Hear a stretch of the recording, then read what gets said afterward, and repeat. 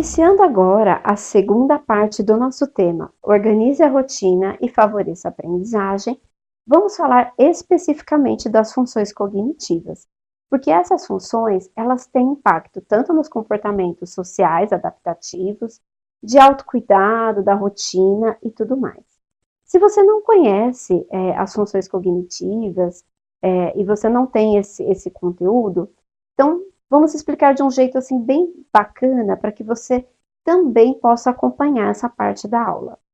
Quando a gente tinha na década de 60, década de 70, lá no século passado, o conceito de inteligência, ele era um pouco mais restrito do que ele é hoje, né? Lá naquela época, uma pessoa inteligente era uma pessoa capaz de decorar muitas informações. Então, o nosso ensino, né, a nossa avaliação, era toda baseada em dar informações e coletar de volta. Então, uma pessoa inteligente sabia as capitais de todos os estados, decorava a tabuada, etc, etc. Hoje, atualmente, que você tem a esmagadora maioria da população, mais de 95% das pessoas, tem o computador de bordo no seu bolso, que são os smartphones. Se eu quero saber, por exemplo, o início do solstício de primavera, eu digito num buscador e em menos de 5 segundos eu recupero essa informação. Coisa que eu não tinha no século passado. Eu precisava ir até uma biblioteca ou, né, fazer uma pesquisa, e era algo que demandava muito tempo, né? Hoje a gente tem essa informação mais rapidamente. E até as pessoas falam assim, nossa, a nossa memória piorou, né? Mas não é, o cérebro ele é muito inteligente. Então, se ele vê que você tem um caminho mais simples para conseguir informação, para que ele vai gastar neurônio para você memorizar uma série de coisas? Não é verdade? Eu conheço muita gente, às vezes não, agora eu consegui decorar, né? Consegui memorizar, que não memoriza o próprio número do telefone, né? Ou que não memoriza o número de não mais de 2 ou 3 telefones da família. Por quê? Porque a gente vai na agenda, certo? E aí você clica na foto da pessoa que você quer telefonar e o telefone faz o resto. Como é que era em tempos anteriores? Então eu queria ligar para alguém, eu digitava ou discava, né, aqueles telefones de disco, discava número a número. A hora que eu terminava de discar, estava ocupado. Eu tinha que começar tudo de novo. Essa repetição fez com que eu memorizasse o número dessas pessoas. Então, como o nosso telefone hoje não tem esse processo, então realmente a gente tem uma dificuldade em memorizar esse tipo de informação. Então, esse era considerada a inteligência naquela época. Hoje, né, com os estudos avançando e tudo mais, é verificado que essa inteligência aqui, entre aspas, ela é dividida em áreas. Então, você pode ter uma facilidade na memória, na atenção, na linguagem, na percepção, na questão do planejamento, que são as funções executivas, né? Então, o que são funções executivas? É a minha organização de pensamento, o planejamento, a previsibilidade. Então, olha, eu sei que hoje é terça-feira e depois do almoço eu tenho aula de inglês. Então, é uma previsibilidade. As pessoas com deficiência intelectual, elas têm dificuldades nestas áreas do conhecimento, nessas áreas da inteligência. Então, o uso dessa estratégia, por exemplo, da rotina, ela é muito importante para você fazer uma estimulação. Então, olha, o uso da rotina de forma concreta, sistematizada, ela vai auxiliar o desenvolvimento de vários aspectos. E o que eu quero dizer de forma concreta e sistematizada? Nós vamos falar assim, é lógico que eu uso rotina com meu filho, com meu aluno. De manhã eu falo para ele, olha, oi, bom dia, hoje você vai na tia Carla, depois a gente vai para a escola, depois da escola a gente vai no mercado. Eu já disse a rotina para ele, não é? Mas como eles têm dificuldades na memória, na atenção, na associação, né, de eventos e de fatos, isso não se torna algo concreto para ele. Então a gente precisa trazer isso de forma em cartões, em objetos, escrita. Ele precisa de uma outra pista externa para organizar, né, a sua parte interna, que é da cognição. Então, vamos ver alguns exemplos. Por exemplo, memória. É muito comum alunos com deficiência intelectual, professora, a mãe, e falar, nossa, eu ensinei a letra A para ele ontem. Precisa ver, ele fez direitinho e hoje já não lembra mais, não é?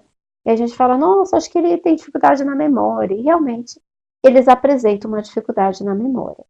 Para a gente fazer memória, a gente precisa, lembra da rotina? Lembra do caminho que a gente passa várias vezes para poder que esse caminho se forme? É a mesma coisa com a memória. Se você, às vezes, vê algo por poucos segundos, talvez isso não fique na sua memória. Vai depender de fatores como a questão emocional, como aquilo, se você já tinha pré-requisitos para os seus neurônios formarem conexões e tudo mais. Então, passo a passo para a memória, como estimular a memória usando a rotina. O primeiro de tudo, você precisa garantir a atenção. Atenção e engajamento. E quando eu falo de atenção, não basta você falar, olha, fulano, presta atenção, vamos fazer a rotina. A gente faz isso, né? Mas é como se, quando o professor ou quando o pai, a mãe fala isso, é como se eles desligassem o botão da audição, assim, da visão, e fugissem para um mundo paralelo. Vai ficar preocupado com a borracha, vai começar a mexer com outras coisas. Então, a atenção e o engajamento dependem do interesse. E não estou sugerindo aqui que você faça um grande show pirotécnico para que ele tenha interesse. Você precisa despertar e trazer coisas, elementos de situações que causem prazer para essa pessoa. Então, por exemplo, você vai preencher a rotina e ele gosta de um determinado personagem de desenho, certo? Então, lá no seu cartaz de rotina, você pode colar uma figurinha e tampar com um papelzinho, um papelzinho, um cartãozinho, e aí você vai falar, nossa, quem será? Qual é o personagem que está escondido hoje? A sua intenção é que ele preencha a rotina, mas você começa o engajamento por um objeto, por algo, vamos dizer assim, que o ancore na atividade. Você pode propor uma caneta especial só para o preenchimento da rotina, toda estilosa, e ali ele vai fazer o preenchimento da rotina. Você pode trazer essa rotina com velcro, com imã, né? Até com o uso de material reciclado, com caixinhas.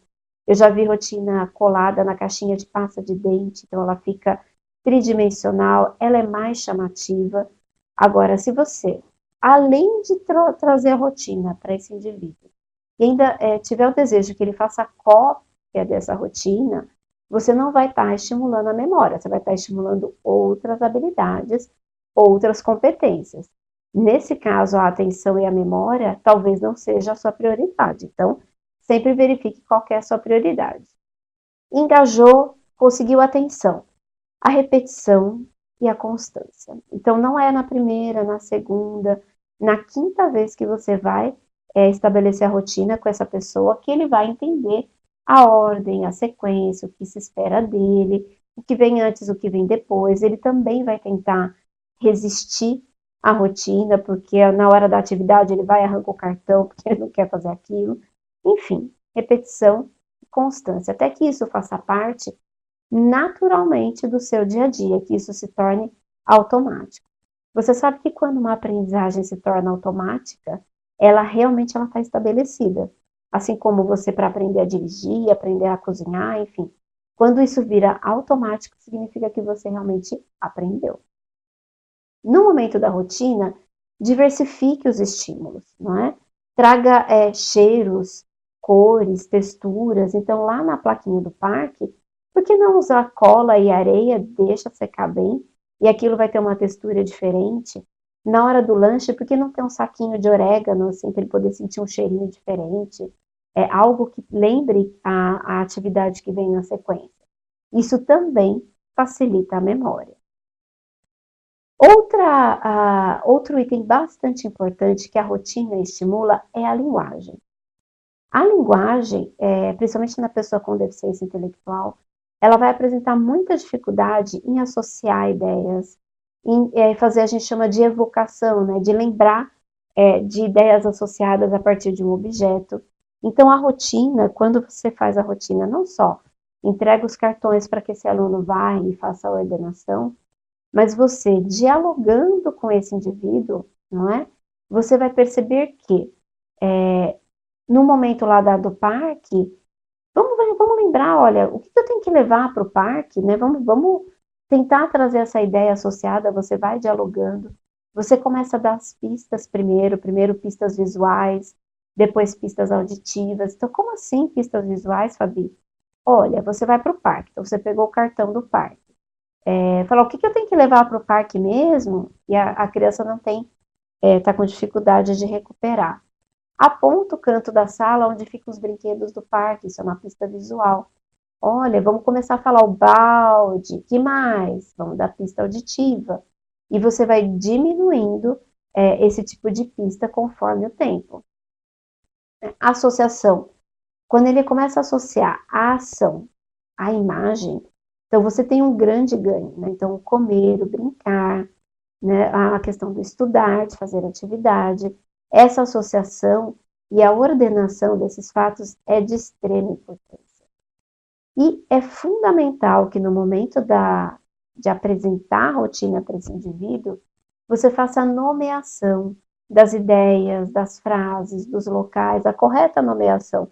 Se de repente você mostra a figura, por exemplo, da biblioteca, e ele fala livro, você fala isso mesmo, na biblioteca, vamos pegar livros, né?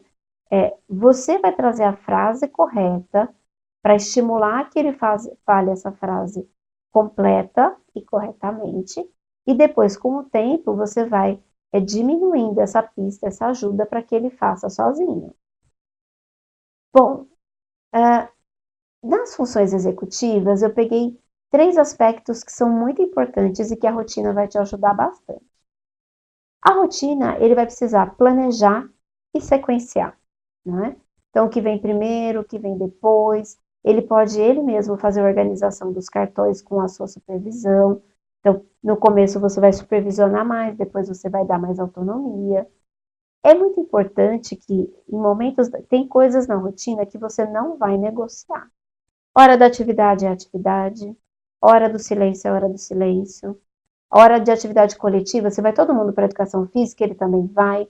Se vai ficar todo mundo dentro da sala, ele também vai. Não é para ficar dando passeio para a escola, enfim, né? Tem coisas que a gente não negocia, mas depois de uma atividade mais dirigida, se você for dar a opção de uma atividade mais livre, mais bacana, deixe que ele tome uma decisão, deixe que ele escolha. No começo, você vai fazer a escolha entre 2 cartões. Olha, então você terminou depois da atividade, você pode escolher massinha ou gibi, né? E aí ele pega os 2. Não, você vai escolher um. Então a gente começa a ensiná-lo que é preciso às vezes tomar uma decisão, não é?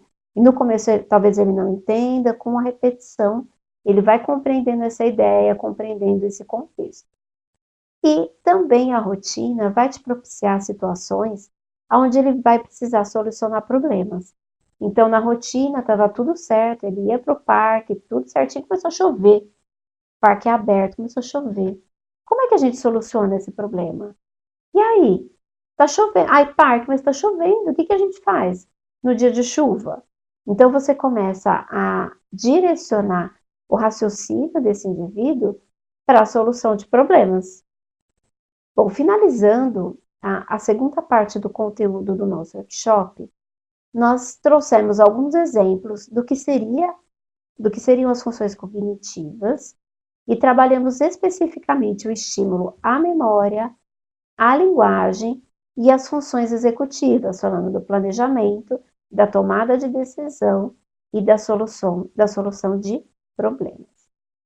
Eu vou encaminhar um áudio extra específico para explicar como utilizar o arquivo que vocês vão receber, um arquivo de rotina, pronto para imprimir, tudo certinho, com algumas outras sugestões associadas. Então, vamos para o nosso áudio de explicação.